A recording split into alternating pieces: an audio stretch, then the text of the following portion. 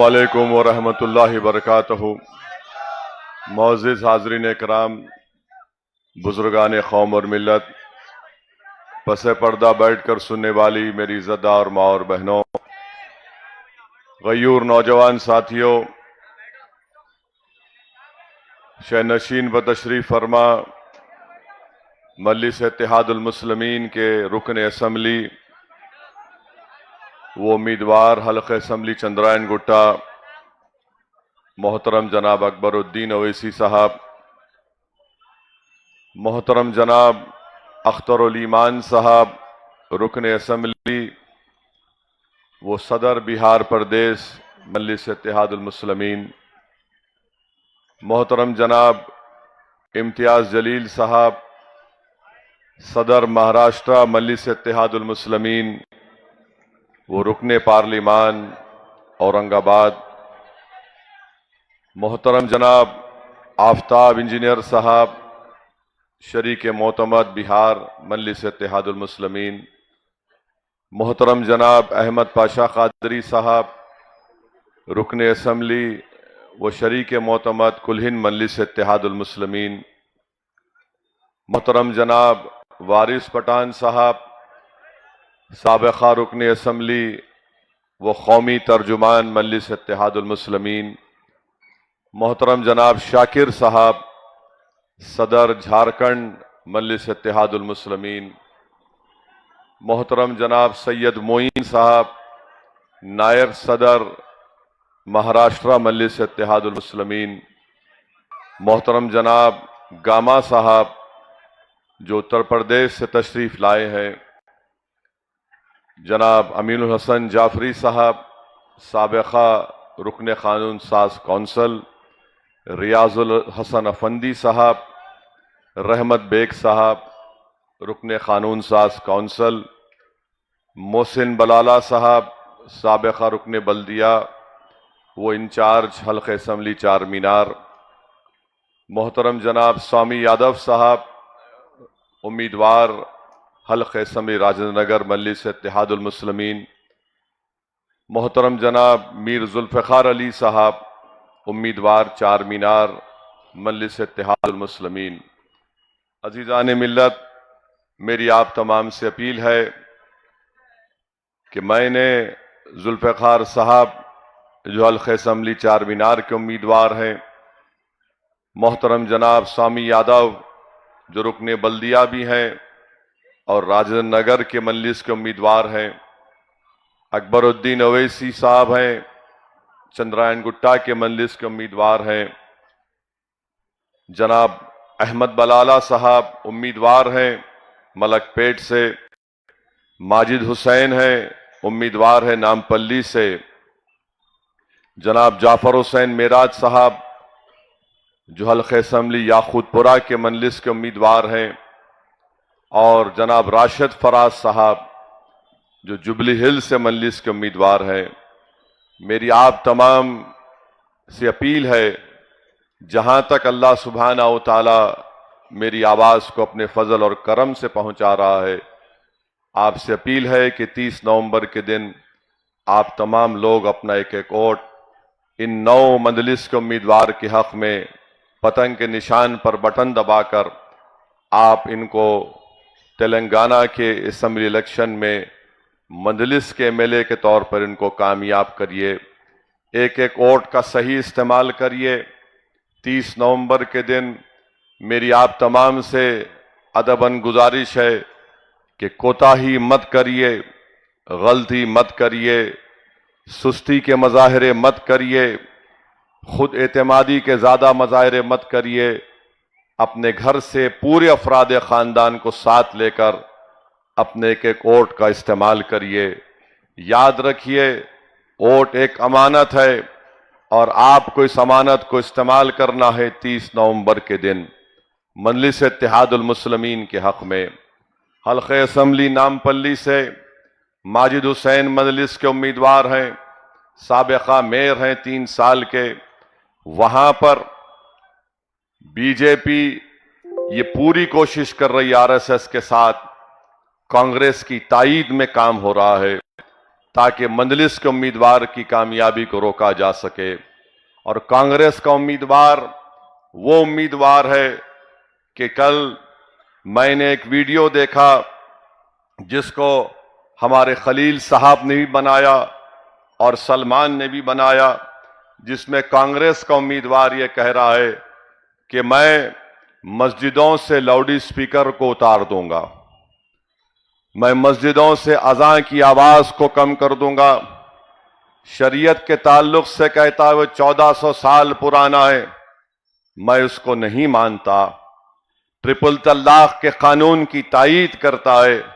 मेरे अजीज दोस्तों और बुजुर्गों, मैं उम्मीद करता हूं कि हल्क़े असम्बली नामपल्ली के राय दहिंदगान जो गयूर हैं, जिनमें दीनी हमीयत बाकी है, हम गुनाहगार हो सकते हैं, हम नमाज नहीं पढ़ सकते या नहीं पढ़ रहे होंगे, मगर कभी भी कोई गुनाहगार भी ये नहीं कहता कि मस्जिद से आवाजें कम कर दूंगा या शरीयत का कोई मजाक नहीं उड़ाता। ये कांग्रेस का उम्मीदवार वहां पर कह रहा है। मुझे उम्मीद है कि आप, जो आपको नामपल्ली में कह रहा है कि आप जुनूनी है, आप कह रहा है कि जिस तरह दुनिया में झूठ बोलता है कि दहशतगर्द मस्जिद में जाकर छुपते हैं, इसी तरह यहां पर नामपल्ली में लोग मस्जिदों में जाकर छुपते हैं। मेरी गुजारिश है नामपल्ली की आवाम से कि ऐसे शख्स को जो बीजेपी और आरएसएस की पसे पर्दा उसको तायीद हासिल है, मजलिस इत्तेहादुल मुस्लिमीन को कामयाब करिए। ऐसे शख्स को जो पूरे माहौल को खराब करना चाहता है, और अकबरुद्दीन ओवैसी ने अपनी तकरीर में कहा, एक नमूना काफी है, दो नमूने की हैदराबाद को जरूरत नहीं है। दूसरी जगह आप देखते हैं गोशामैल की असेंबली है, गोशामैल के असेंबली में मजलिस का उम्मीदवार कभी नहीं था, महाराजगंज था नाम, 2009 में गोशामहल बना। सवाल ये पैदा होता है कि राहुल गांधी अगर नामपल्ली को आ सकते हैं तो क्या गोशामहल को नहीं जा सकते? सोचो, आप बाजार घाट तक आए, बाजार घाट पर आकर 6 मरतबा मेरा नाम लिए, बहुत शुक्रिया राहुल गांधी, मालूम हो गया कि अब ख्वाब में भी मैं आ रहा हूं तुम्हारे। मगर ना गोशामहल उन्हों गए, ना उनकी बहन साहिबा गई, ना आरएसएस अन्ना गए। अब बताओ क्यों नहीं गए तुम? क्या ढील हुई तुम्हारी जो तुम गोशामहल नहीं गए? मेरे अजीज दोस्तों, ये इनका असली चेहरा है। निजामाबाद में मजलिस ने उम्मीदवार नहीं खड़ा किया, 16 कॉरपोरेटर मजलिस के एक डिप्टी मेयर है, हम इसलिए नहीं खड़ा किए कि आरएसएस को शिकस्त देना, तो कामारेड्डी से एक साहब को ले जाकर वहां डाल दिए। और उनका काम सिर्फ इतना ही है कि कामारेड्डी से बीजेपी जीत जाए। कोरठला है, कोरठला में कांग्रेस बीजेपी के लिए काम कर रही है। निर्मल है, कांग्रेस बीजेपी के लिए काम कर रही है ताकि निर्मल में बीजेपी जीत जाए। आदिलाबाद टाउन है, कांग्रेस काम कर रही है ताकि आदिलाबाद में बीजेपी जीत जाए। करीमनगर टाउन है, कांग्रेस काम कर रही है बीजेपी के लिए ताकि वहां से वो बंडी जीत जाए। अरे कितनी मिसालें आपके सामने रखूं मैं। महेश्वरम है, वहां पर कांग्रेस काम कर रही है ताकि बीजेपी जीत जाए। मैं आपको पहले से ही बाखबर कर दिया था कि इस असेंबली के इलेक्शन में तेलंगाना के बहुत से ऐसे असेंबली सीटों पर कांग्रेस, बीजेपी, आरएसएस मिलकर लड़ रही है, क्योंकि कांग्रेस का सदर तेलंगाना का वो आरएसएस से ही बड़ा पला बुड़ा, और उसमें आरएसएस की वो सोच आज भी जिंदा है और कल भी रहेगी। तीसरी बात जो मैं आपके सामने अर्ज करना चाहता हूं कि पोलिंग के दिन खुदारा मोटरसाइकिल पर निकल कर मत फिरो नौजवानों, पहले अपने वोट का इस्तेमाल करो। मजलिस के अरकान और मजलिस के जिम्मेदारों से कह रहा हूं कि आप भी अपना वोट डालिए और पुरअमन तरीके से अपनी पोलिंग को करवाइए। ये बात बहुत जरूरी है। और जैसा कि अभी हमने सुना कि कांग्रेस के साबिका सदर हैं, ये बोले हैं तकरीर में, आज बाजार घाट पर मुझे बताया गया, एक जर्नलिस्ट ने बताया कि केसीआर उस्मानिया यूनिवर्सिटी में पढ़े जिसको कांग्रेस ने बनाया। अरे राहुल गांधी, कौन है तुम्हारा स्टेनोग्राफर? उस्मान यूनिवर्सिटी तो हुजूर निजाम ने बनाई थी, तुम कहां पे बनाए थे? मगर यह कह दिए, हर जगह जाते हैं असदुद्दीन ओवैसी का मजलिस का जिक्र खैर होता है, मगर क्या आपने कभी राहुल गांधी की जबान से सुना ट्रिपल तलाक की मुखालिफत करते हुए कानून की? नहीं सुना। क्या आपने कभी सुना राहुल गांधी की जबान से कि मुसलमानों को आरक्षण रिजर्वेशन मिलना चाहिए? उनकी समाजी और तालीमी पसमानदगी की बुनियाद पर नहीं। क्या आपने कभी सुना राहुल गांधी को कि मॉब लिंचिंग हुई तो उन्होंने उसकी मजम्मत की? नहीं बोले कभी। क्या आपने सुना कि हमारे मुल्क की रियासत जम्मू कश्मीर है, सबसे ज्यादा मुस्लिम अकलियत की आबादी है, नरेंद्र मोदी की सरकार ने गैर कानूनी तरीके से आर्टिकल 370 को निकाल दिया, जम्मू को अलहदा कर दिया, कश्मीर को अलहदा कर दिया, लद्दाख को अलहदा कर दिया? क्या राहुल गांधी बोले? नहीं बोलते हैं। मेरे भाई, ये इसलिए नहीं बोलते इन चीजों पर क्योंकि अंदर दिल में अभी भी हिंदुत्व की वो आइडियोलॉजी जिंदा है। दुनिया को दिखाने के लिए मोहब्बत की दुकान, मोहब्बत की दुकान। अरे कौन सी मोहब्बत की दुकान तुम्हारे पास है? तुम्हारा मकसद एक ही है कि मुसलमान हो, दलित हो, सियासी तौर पर इनकी लीडरशिप ना बने। अरे इम्तियाज जलील और औरंगाबाद की आवाम को लाखों सलाम, 19 साल के शिवसेना के एमपी को हराया और मजलिस वहां से कामयाब हुई। बिहार में अख्तरुल ईमान की क़यादत में 5 एमएलए जीते तो 4 को राहुल गांधी खरीद लिए। राहुल गांधी खरीदो फरोख्त तो तुम कर रहे हो। मैं बड़ा बेचैनी से इंतजार कर रहा हूं राहुल, तुम्हारा और मोदी 24 में जो इलेक्शन होगा, हम बताएंगे तुमको सियासत क्या होती है और कैसे मुकाबला किया जाता है। आज आकर बड़ी बड़ी बातें करते हैं। अरे राहुल गांधी, इन 4 चीजों पर तो कुछ बोलो। कुछ नहीं बोलेंगे।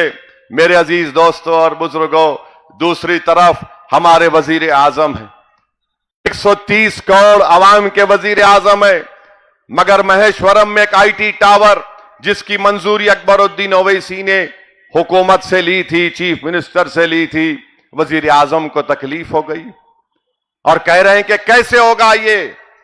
क्या संविधान बाबा साहेब अंबेडकर के लिखे हुए संविधान में है? मोदी जी, पढ़े तो मालूम होता ना आपको।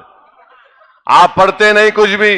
भारत के आईन में उसका प्रियम्बल है, वो बात करता है लिबर्टी की, इक्वालिटी की, जस्टिस की, फ्रेटर्निटी। इसका मतलब क्या है? कब तक हम सिर्फ नौकरी को तलाश करेंगे? अगर आईटी टावर बनेगा तो हमारे बच्चे, दलितों के बच्चे, हिंदू के बच्चे वहां पर अपने स्टार्टअप्स खोलेंगे, सॉफ्टवेयर की कंपनी खोलेंगे, नौकरियां देंगे वो लोग। अगर बिजनेस शुरू करना है, कौन सा बैंक लोन देता है? डिस्क्रिमिनेशन होता है। मगर मोदी जी को यह पसंद नहीं आया। हैदराबाद में उतरते कि बोले ये करने गलत हुआ है। अरे मलकपेट में मजलिस ने 1100 करोड़ की लागत का आईटी टावर बन रहा है। क्या वहां के नौजवानों को फायदा नहीं होगा? मेरे अजीज दोस्तों और बुजुर्गों, मलकपेट में यही कोशिश कर रही है, कांग्रेस यही कोशिश कर रही है कि बीजेपी मलकपेट जीत जाए और अहमद बलाला की कामयाबी को रोका जाए।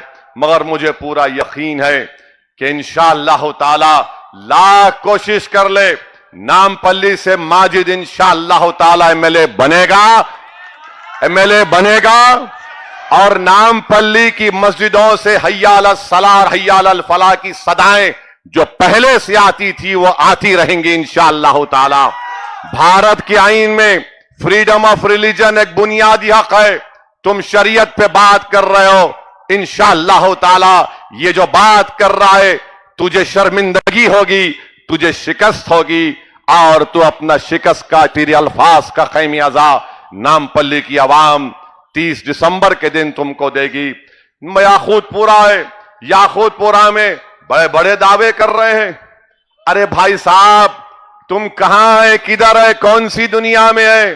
तुम अपने घर के 2 बल्दिया की सीट को नहीं बचा सके, तुम याकूतपुरे में आके आंखें दिखा रहे हो।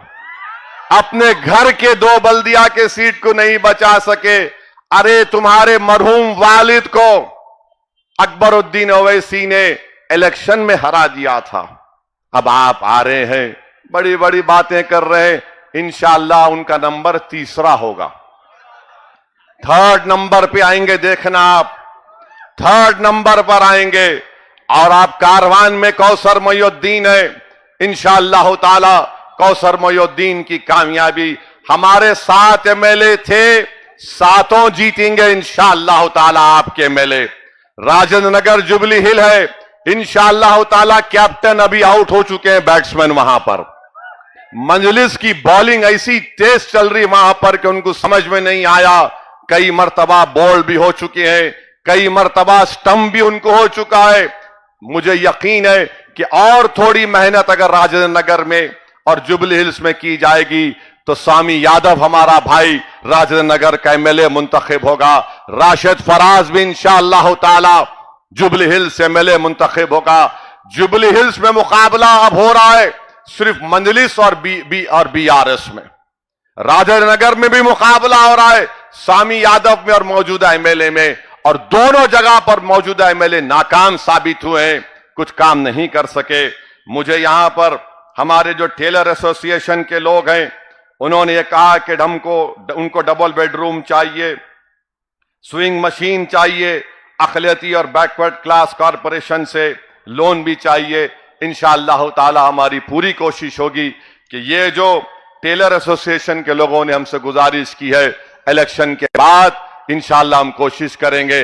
अफवाहें बहुत गश्त करेंगी, मगर एक बात याद रखो, जमीन आपकी है, ये जमीन आपकी है, और जो लोग हवा में बात कर रहे हैं वो हवा हवा हो जाएंगे इंशाअल्लाह। तो जमीन पर हमारी थी और रहेगी इंशाअल्लाह। 3 तारीख को सबको मालूम हो जाएगा।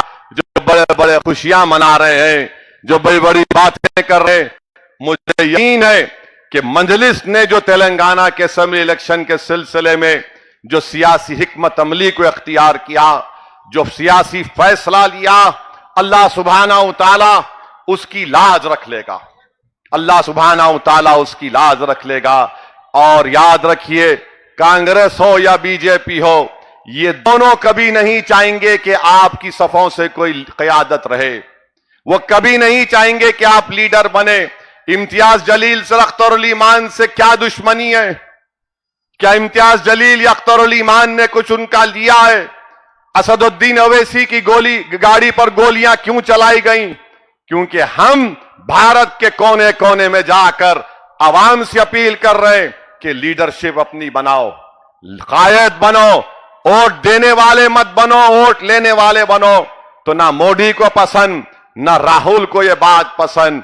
और राहुल गांधी और मोदी मिलकर, अरे चुनाव 119 पर हो रहा है, मगर अल्लाह का शुक्र है कि शेरवानी से परेशान है, मंजलिस से परेशान है। और मंजलिस की कामयाबी को रोकने के लिए मोदी 3 दिन गुजारे हैदराबाद में। मोदी जी, कैसा दिखा हैदराबाद आपको? बहुत खूबसूरत शहर है मोदी जी, ये हमने इसको आपसे और राहुल से बचा के रखा है। इस शहर को हमने मोदी और राहुल से बचा के रखा है। इस रियासत की ताकत को हमने मोदी और राहुल के नापाक अज़ाइम से उसको बचा के रखा है। तो तेलंगाना की आवाम इस बात को नोटिस लें और एक अच्छा फैसला लें। 3 दिन मोदी हैदराबाद में गुजारे, 3-4 दिन शायद राहुल भी यहीं गुजारे।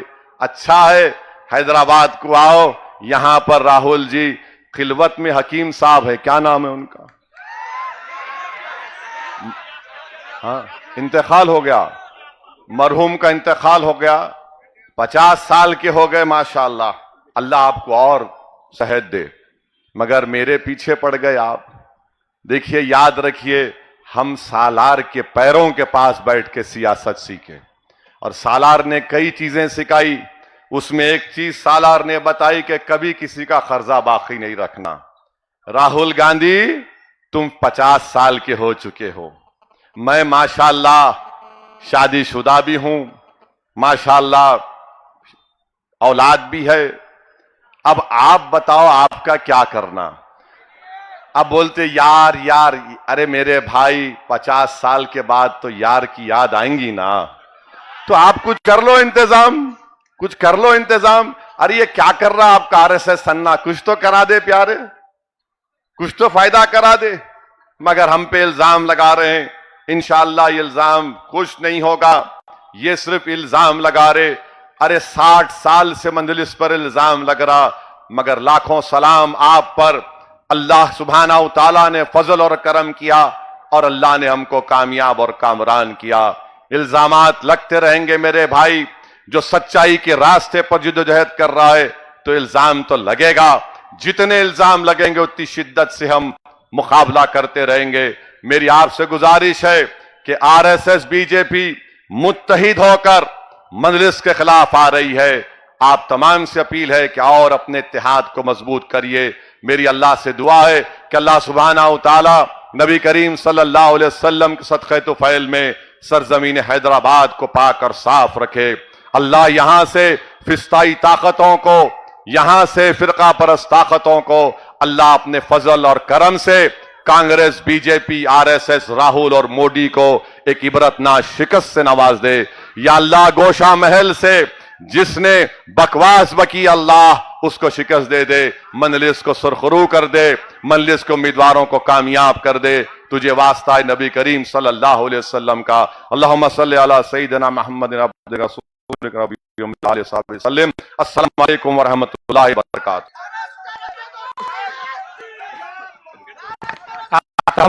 मजलिस का शुक्रिया अदा